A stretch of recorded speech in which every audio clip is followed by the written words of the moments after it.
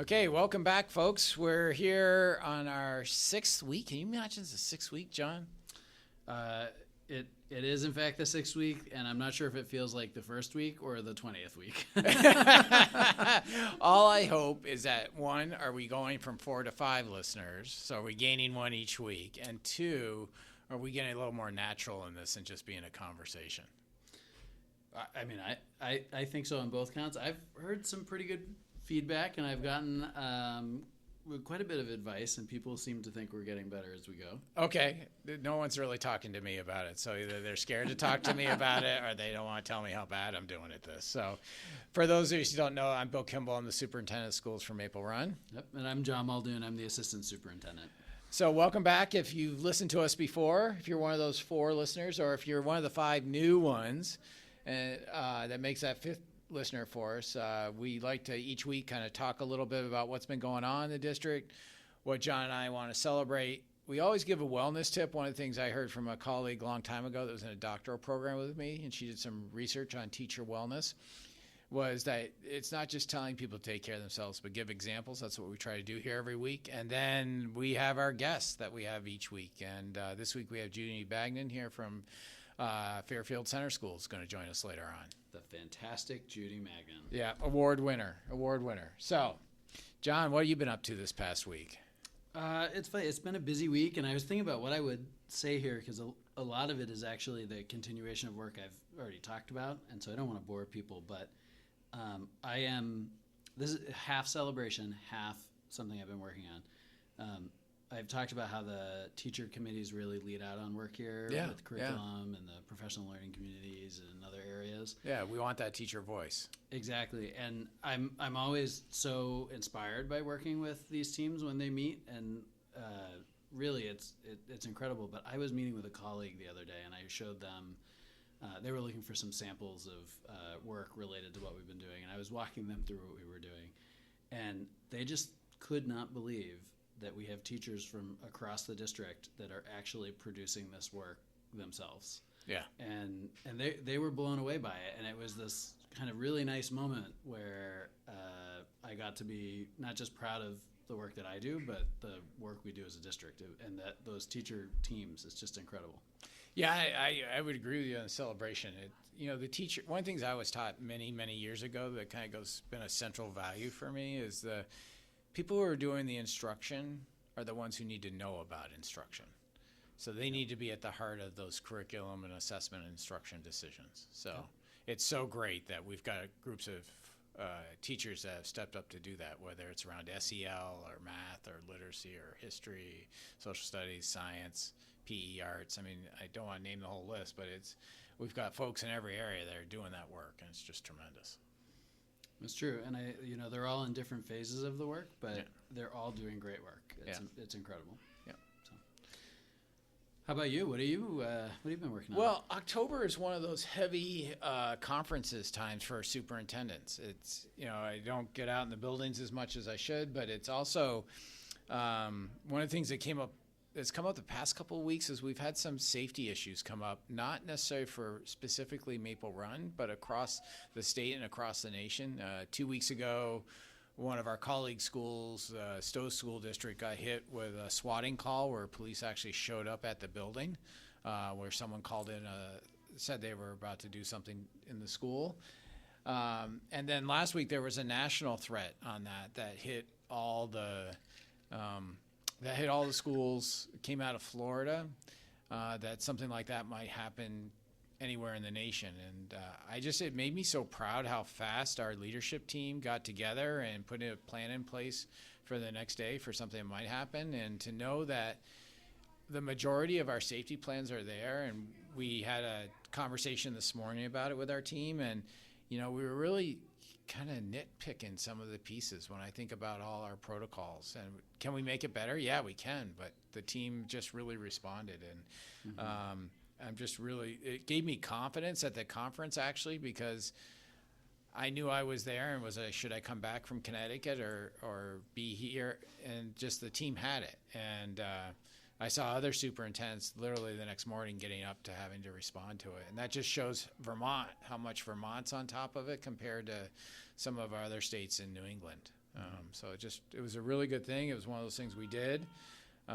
So it's kind of like you, a part of a celebration, but kind of the work we do as well, which safety is our number one concern for our students and our staff. So. Yeah. Well, and also, if you can hear in the background, students, this is dismissal time, and we are recording up at Fairfield Center School. So, apologies, but it gives you a little taste of I actually sounds of school. I wouldn't apologize for it. It's school. It's what happens. It's part of the time. So I had a related celebration. So Yeah. You might not make this link directly, but when we think about social emotional learning, we know that the outcomes from a research-based social emotional learning program actually make schools safer. And so I'm going to make that connection between what you're talking about and SEL. And we heard from some of our colleagues this morning about the opportunity for teachers and teams and schools to get some support through coaching related to social emotional learning or restorative practices. And that is an incredible celebration for us as a district, that we can leverage the skill sets that we have here to provide that kind of support to all of our schools and individual teachers and teams alike. Yeah, no, I think we should just say her name specifically. Rachel Trackham has stepped into the position of being a social emotional learning coach and was working with the leadership team this morning to figure out, she's already jumped in hip deep, but she's trying to figure out how she gets up to keep the analogy going, kind of up to her neck with the work. And I know she's taking a lot on right now, so it's a great celebration. You know, one of the things I want to celebrate, and it's a Franklin County specific, and we hear about it with our neighbors in Missisquoi Union School District, but is we are fastly approaching Indigenous Peoples Day next Monday. And that's this podcast will actually drop on that day. But in the past 2 years, I really want to thank Jeff Benet and Indian Education folks for Franklin County and how much they've taught me about the importance of indigenous cultures and the Abenaki. And one of the little pieces of trivia that I keep with myself that Jeff taught me was that they don't see disrespect in calling them Indians. So they still use the term Indian education and that they are Indians. And so I try to use that, but want to celebrate all the indigenous cultures and natives. And one of the things that I've come to appreciate that's happened in Vermont, and this has been in the Vermont media quite a bit, but is how much we've lost contact to our Native American cultures because of what happened with eugenics in Vermont in the early 20th century. And so we have many people that don't even know their native heritage. But I want to really celebrate that this is a great time. And it shouldn't be the only time when we're celebrating that. We have murals on walls in our schools and folks who come in and work with our students in support the Abenaki culture. And they don't just work with the kids of Abenaki culture, they'll work with any kid. So I think it's just tremendous that to celebrate that rich history here in Franklin County. Mm-hmm. Yeah, there's some incredible work happening for kids. For sure. Well, I had one more celebration I wrote down. Okay. We're a little celebration heavy, but that's a high-class problem, I think. Well, that's what we're supposed to be about. We've talked about that this year is really trying to focus on what's going right. Yeah. Well, we'll have more in the coming weeks, but we have the initial reports from our fall data collection really coming out right now related to social emotional learning and all of the academic measures that we're collecting data on. And all of the signs are informative or all of the data is so far informative and very positive. That's great. That's great. I know we need to leave a little bit to that to have the teachers and the leadership team do some processing of that data, but it is good to say, hey, we've got some glimpses of it and we'll get more of that in a bit. That's right. But I think it's important to note, too, teachers and buildings are already starting to do some things along the celebration theme. Yeah. So, I know up here in Fairfield, we have a monthly SEL celebration, and I think might be middle school grades are having a celebration in the coming days with the fire department and a bonfire up here. And we know other classrooms are having classroom-specific celebrations here, and in other schools, I think it's... Yeah, I was in SATEC right before I came up here at town school, and I heard a teacher saying on the radio going outside for a classroom celebration of the positive behavior that's been happening in the classroom. So it's great to see those things. Yep, I love it. Okay, so let's move on to our wellness piece. One of our intents of doing this, kind of pulling the curtain back a little bit more, is we know not every wellness tip is going to work for every person. And so one of the things John and I are deliberately trying to do is say, hey, if you think this might work for you, give it a try. And if it doesn't, we'll bring you other ideas to help you. But, part of our idea is, in giving you these tips is, trying to get something that can have you kind of find enjoyment in something else, along with the work we do, but also something on the outside that can give you that break. So John, I heard you were telling me earlier you had some reflections on last week's wellness tip. I got to come clean, Bill. Oh, what happened now? What happened? I'm sure if my grandmother was here, she would have a saying on the tip of her tongue that would perfectly encapsulate this lesson. But last week I was maybe even bragging about my Sunday afternoon family involvement in the prep for the week. And I had that cute little story about people have told me it was a cute little story about my daughter helping me pack like little containers of nuts for me to bring to work for the week as a snack. Well, this week that just kind of blew up in my face. It was not a lovely family coming together moment. My daughter was not having any of it at all. Nuts may or may not have gone flying. So the 4-year-old is not always in great spirits, is what I'm hearing. She's not consistent. Let's just.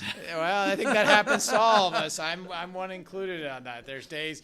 I had one of our colleagues say to me, she saw me yesterday, and she goes, "You didn't look like you were your best." So I said, "Yep, there's times when it doesn't happen for any of us." So you got to give Lenny a break there. There's sometimes it just doesn't. Yeah, I always give her a pass. So we'll try again this week.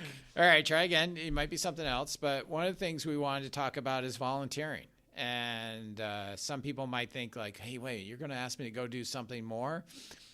And I would say before you even try it, you got to be doing something that brings you enjoyment. So, it gets you to focus on something else, and it can reduce those stress levels. And give you some endorphins because you're doing something well for somebody else. But it could be something that you're doing with folks from work or outside of it. And it really just needs to be that balance. For me, there are 2 or 3 big volunteering. I've always done volunteering. I was telling John earlier, for about 15 years of my life, I was a volunteer fireman. And that gave me a lot of enjoyment because I really kind of connected with the fire department, the folks that volunteer for that, but at the same time, it was something I could do to help out the town that I was living in. And but right now, there's 2 types of volunteering I do. One's related to the sport I love of Nordic skiing. So I help out as a volunteer coach. I don't give it up, and it's a way that helps. And the second one is I try to be active in the community in which I work, which is here in St. Albans. So I'm part of the Rotary Club.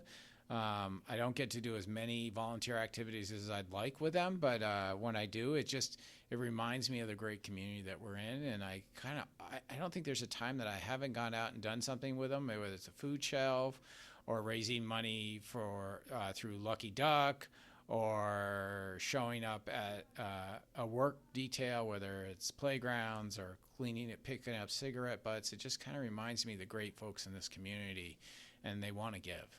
And they really do. So for me, that always energizes me and just reminds me of the terrific community we live in, and says, okay, I can go back and do something that might not be as enjoyable, but is part of the job that we do. Yeah, it's interesting to hear the way you talk about it. It's similar to the way I think about it. And for me, I've always been interested in service and volunteering, and now with my job and my commute and a 4-year-old and balancing things between my wife's work and mine, it has actually been a little trickier to find the time for this. But about 1.5 years ago, I remember the town that I live in put out this call and said, we have all these different boards and the town needs to have all of this work done, and where none of the boards other than the select board was fully staffed. Yeah. And so it's funny. My wife thought I was a little crazy at first, but I was like, I think this could be both meaningful and manageable for me to do. And I did put my hand up. I joined the planning commission in my town, and it has been such an unexpected and unbelievably positive experience. The first part is like, I really feel like I'm doing good and I'm contributing to my town, and that feels wonderful.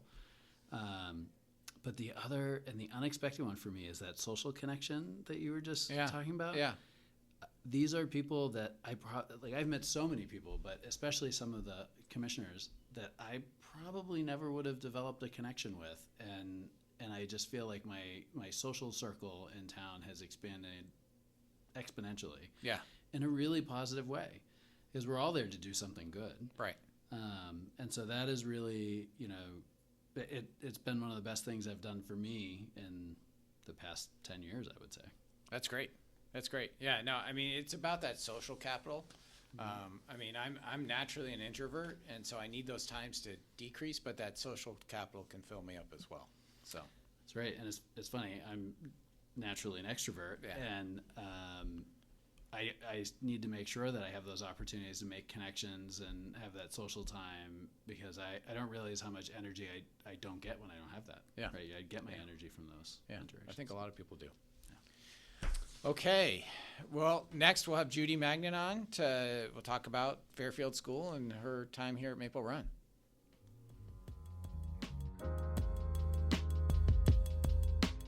All right. Hi, folks. We're back here with Judy Magnan from Fairfield Center School. Judy, I wanted to give you a chance to introduce yourself and tell folks a little bit about what you do here at Maple Run and how you got to where you are today. Hi, my name is Judy Magnan. I am the administrative assistant here at Fairfield Center School. Not that I run the school, but make sure kids need to get where they need to be, Well, hold on. John, you and I have been in small schools. I grew up in small schools as an administrator. We know who's in charge. The admin assistant. When there's one admin assistant in a small school, I was taught when I was a teacher that there's two people you make friends with. It's the head custodian and the admin assistant in a small school.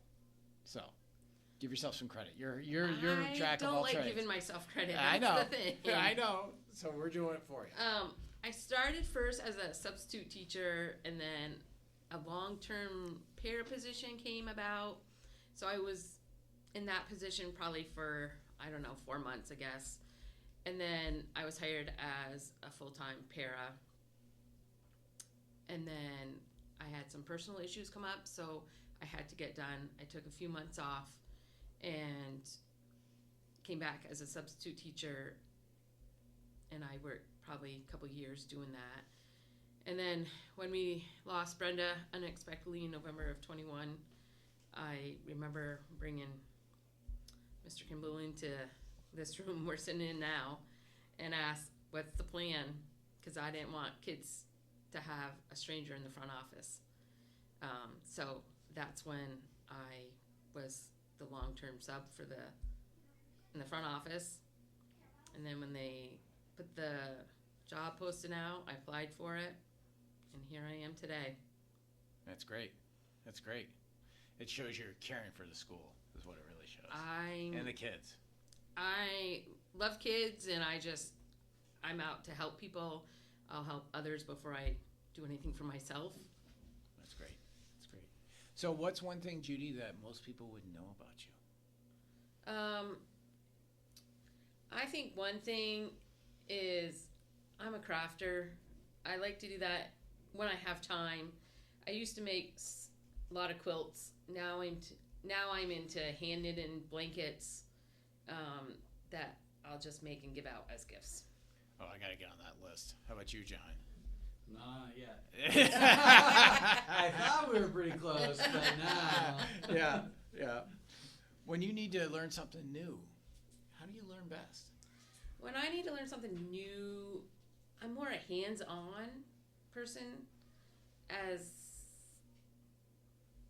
I need to do it myself. Someone can walk me through it, but I need to do it myself and work that way. Yeah, if I had a tutorial, yeah, I could probably get through it, but I'd rather hands-on is my best way to do things. Yeah, I mean, me too, honestly. So this is all really interesting, but I've got a list of even more interesting things that we should talk about, Judy. I don't know if all our listeners, all 4 or 5 of them, know about how award-winning you are as an individual. I mean, so a couple of years ago, you were Superintendent's Leadership Award winner. In 22, you were the Hannaford and WOKO Outstanding Woman of the Year Award winner. You were in that group of 20 women, right? And I understand that you're a perennial every year, or just about every year, ribbon winner at the Maple Festival. Is all this true? It's all true. My sister nominated me in 22 for the Outstanding Woman, because I'm always given. I'm a given person. I'm not one to take. I'm just out there to give. Especially during COVID, I made thousands of masks, and I wasn't out to get paid. I was, if someone wanted to pay me, I said that's fine. It's just going to get more material to make more, and that was why she nominated, because I'm a given person and I'm always helping others out.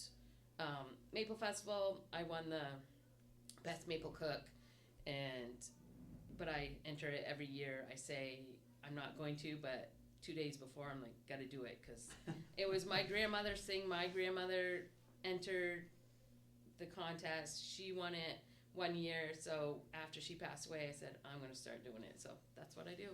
All right, so I gotta ask a question here. Is that family syrup in those baking goods? It's not my maple syrup, not my family maple syrup. Oh. I buy locally, and because we don't sugar, we just sell our sap. Okay. Yeah, I do the same. I sell my sap, and I don't boil it. So. Yeah. Okay. Well, you definitely you are a giver, because I have one more kind of fun thing about you, Judy, that I wanted to share. This year for Convocation, we had organized a whole fun series of events to welcome teachers and staff back and get people excited. And we had this whole group. Bill had this whole group of people, a small army ready to go and get gifts. And Bill, correct me if I'm wrong, but I think Judy had more gifts that she brought and got from the community for our teachers and staff to welcome them back than the rest of the team combined. Pretty much, right? I don't have an accurate count of it, but I know Aaron Smith and Aaron Russo, who's helped produce this, were in on that too. So I should have asked them before I got here, but my recollection is that most of those came from you, or from you and Kelsey bringing stuff in. So thank you so much, and another way that you've given back to the staff here. You're very welcome. I was asked, Judy, do you know anything? I'm like, well, let me think. I said, I can make a blanket. I'll get some other stuff. So I did. Yeah, that's great. It's awesome. I mean, it's incredible how much you've given to our community over time. And you've talked about why you like being here. I wonder, are there some parts of the job that are challenging sometimes?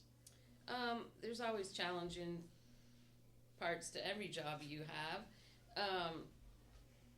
I can't think anything offhand, but coming in as I'm still learning as the job goes on. It was hard for me to take that position when Brenda passed. That was a challenging part, sit in the office that she sat in. But I do my best, and I hope things go the way they should be going. But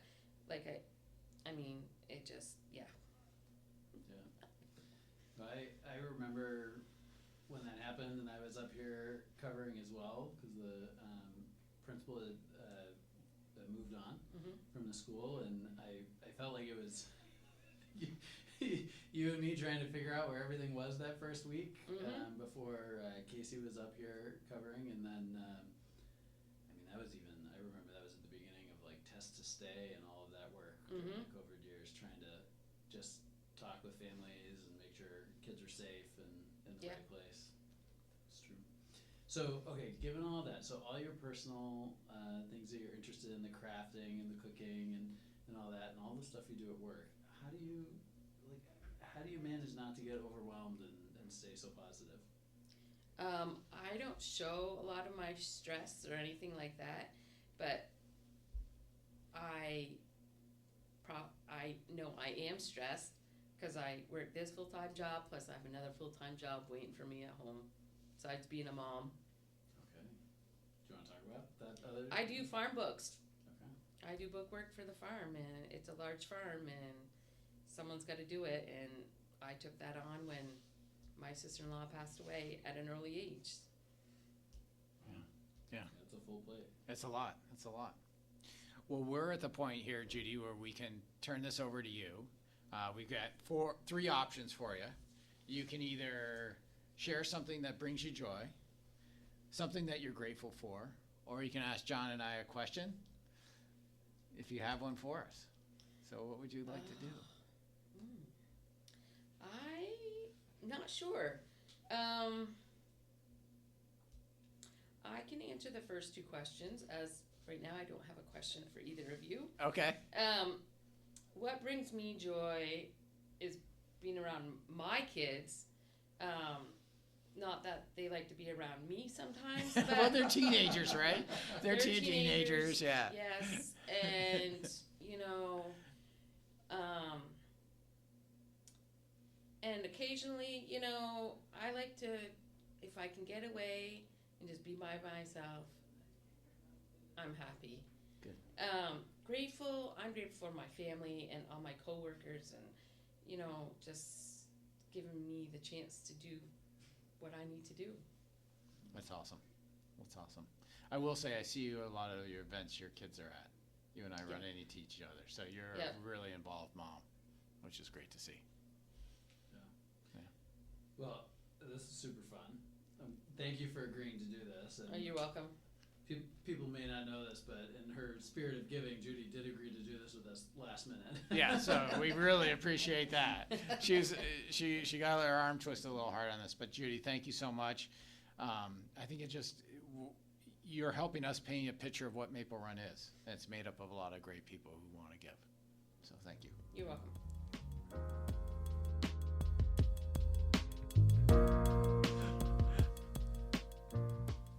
All right, we're back here with the mailbag segment, and John, I think we'll let you start off with the questions. Yeah, I have a really great question that I'm going to ask you. Okay. This one comes from Jennifer Seymour, and the question is, with the increase in community crime and violence, how do you think this is affecting our students in schools? And I think this is a great question given some of what we talked about earlier in the podcast. Yeah, no, I think it is. One of the things that I've been thinking about, I've been thinking about some of the community forums that we've had in St. Albans around the crime and the violence. And I remember hearing the police chief say this summer, it's been the uptick has been in low-level crime and a lot of misdemeanors, but not felonies so much. We see it in retail theft or loitering, drug use. And so is that having an effect on our kids? I think it does. I think our kids have, especially with the advent of school safety issues and all the protocols we've gotten into, there's been research that, our kids are growing up in a life now where there's lockdowns. And so does that affect our kids? Yes, it does. I think that's why we see some of the mental health things that we do in schools and youth. And I think that it's our place in our schools of that's changing how we teach and what we teach to our kids. And so when folks say just teach them math and literacy, our society's changing and we have to react to that as an education. I also think we really need to look into the numbers, and maybe that's something we can do at another show is kind of talk to maybe that we ask Paul Talley or Joe Paquette to come on with us, and we can talk about what's actually happening in the community. Yeah. I think that'd be great. And I would just, I would double down and say I agree with you so strongly that it's impacting the kids. I mean, you know about this, but I was involved in an incident at Town School a couple weeks ago that was really driven by anxiety, and that anxiety was coming from a trend on TikTok that was called "Is My School Next?" Yeah, and you're right into the second question we have here, which is great. So I'll just let you talk about that a little bit, and then we'll reference the question. Yeah, I mean that TikTok trend, that it was really exploding, and there was a subset of students there that were exposed to those videos, and the impact on them was profound. Younger students, yep, upper elementary school, and it really drove them in a non-productive way. They couldn't maintain themselves at school, and we got to a place where what was seen and what was heard was repeated in the way they understood it, but maybe not in a way that reflected reality, and that resulted in disruptions for many students. Right. And I would want to, Jermaine Cross is the one who emailed this. Do you have any stats on how much crime truly has increased versus how much crime we're hearing when we didn't used to because of social media? And so, you just talked about TikTok, but I'm going to put Facebook and Instagram right there as well. 100%. And there's another story about this one. Go ahead. Yeah, okay. Yeah. So, because actually what we're finding is a lot of what we're seeing, quote unquote, reported on these social media platforms is not true. Yeah. And then that shows up and it's repeated in other places as fact. So we have a new location for our alternative program, or for an alternative program coming. And at a board meeting, we had a member of the public present some information to us about the local jail dropping released inmates off in the place right in front of it. And shortly thereafter, a lot of people confirmed, yeah, I saw that on Facebook too, right? Yeah. Or I heard that from so-and-so. And that became a point of anxiety for many people, putting a new education location right there. Yeah. Or facility. And really quickly, though, by connecting with Joe Paquette, who's our district liaison officer, we were able to talk with the Department of Corrections and confirm that that is actually not the case. Yeah. That it may rarely happen, but it is in fact an actual very rare event. Yeah. And what we were hearing from some people is it's happening 2 or 3 times a day. Right. So again, it's back to what is happening on social media may or may not be what's truly happening in the community. Right. But unfortunately, our kids, they're using social media. And, some people might say, hey, ban the cell phones or ban not having this. Kids are going to find access to it. Right. So I think it's about us teaching them about how to process the information.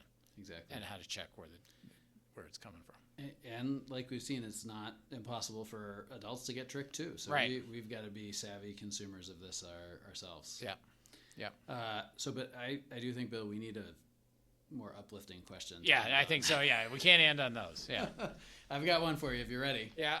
So this one comes from Desiree Stevens. So now that fall weather is finally here, what is your favorite thing to do this season?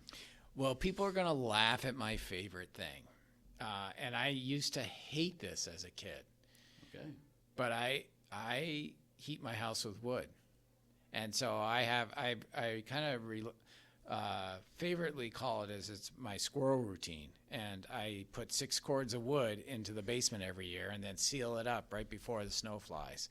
And I always try to gauge when do I start putting it away? I put a cord or 2 every weekend. Mm-hmm. When do I think it'll first snow in Elmore? And that's always around Thanksgiving. If I get an early snow, then I have to use my truck to haul the wood. So that's just kind of what I always remember doing is I'd be there on a Sunday afternoon, Patriots would be on the radio, and I'm putting wood into the basement. And that's kind of my, I don't know if favorite's the right word, but it's like that's my tall tale of like, hey, winter's coming. And as most people who know me, winter's my favorite season, but this is like, hey, that's the thing to do to get ready for winter. How about you? Well, it's funny. I'll just share Kelsey Malboff, the principal here, and Fairfield and I were talking about stacking wood as like this meditative thing. Yeah. Earlier today, so you might not be alone there. No. Kelsey's told me about that. I don't think she has it as fond as I do. Though, the conversations she and I have had about wood stacking. Well, I love being outside in the fall. Yeah. So like any kind of outside activity, this is just like this magical time of the year for me. And I've felt that way since I was a kid, and I can't really articulate why. I like being outside all the time in all seasons, but in the fall it's just a little extra special. And we have lots of bonfires at the end of the night, or a little fire on the deck, and apple pie is maybe like my favorite thing possible. I think you have a lot of friends on that one. Yeah, and so I just like I sample all the different apple pies I can find around my town, and it's just I don't know, it's just a wonderful time of the year. So I super appreciate this question. That's good. That's good. Well, hey, we need people to keep sending questions in. We've got a couple more here that we're going to save for next time, but if you have questions or comments about the show or someone you want us to listen to, please send in your questions to tapin@maplerun.org. And last week we had Desiree Stevens on, and I know that Aaron Rushlow and Aaron Rushlow has put a lot of reminders out on Facebook. I saw them, and on Instagram, but Desiree's starting up a book club. So if you're interested in joining her and reading some books for pleasure, she would love to have you sign up. So please take a chance to do that and get to Desiree. And you got one more thing, John. No, just a huge thank you to Judy. That was a really great conversation that we were able to have with her, and I'm so glad that she agreed to do this. I am too. And so once again, thanks a lot. We're going to sign off, and we'll talk to you all next week. See you next time.